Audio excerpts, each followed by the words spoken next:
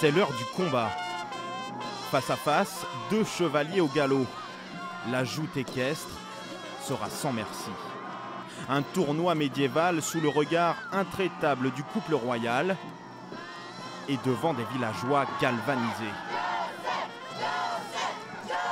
Mais alors, où sommes-nous exactement et à quelle date?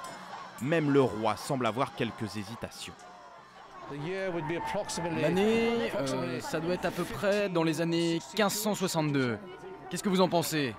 Ouais, 1562, dans ces eaux-là. Bienvenue dans une Amérique qui s'invente une autre histoire. Un Moyen-Âge en pleine forêt du Colorado.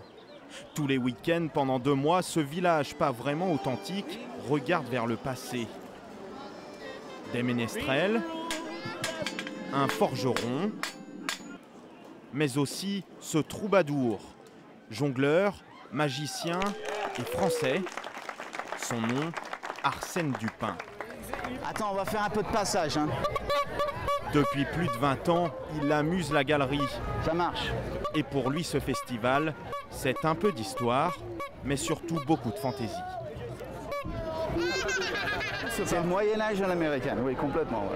Ouais, c'est pas, c'est ce qu'ils ont pensé que le Moyen-Âge était, et ils en ont fait un parc grandiose, qui fait que les gens, comme quand ils viennent à Disney, quoi. Et à l'américaine, le Moyen-Âge, le voilà. Un concert de pirates, des éléphants qui paradent, ou un dresseur de tigres du Bengale. Bref, un joyeux mélange des genres. Et des festivals comme celui-là, il en existe plus de 50 aux États-Unis, l'équivalent d'un par État, un vrai engouement. Et d'ailleurs, certains comédiens sont de véritables têtes d'affiche sur les routes toute l'année. Le chevalier Brian Beard est l'un d'entre eux. 4 fois par jour, 10 mois par an, il terrasse son adversaire et gagne toujours à la fin. Puis il rentre chez lui, juste derrière la reine. Ici, c'est mon château, pas vraiment une maison de chevalier. Dans sa caravane, l'armure se brise, son feu de bois est électrique. Pour Brian et sa femme, le Moyen-Âge, c'est devenu un métier, pourtant bien éloigné de leur culture. Ce n'est pas mon histoire. Mon histoire, c'est plutôt les cow-boys.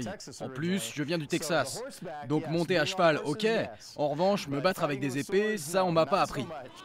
Une passion contagieuse. À 12 € l'entrée, 15 000 visiteurs viennent ici par jour et presque autant sont déguisés.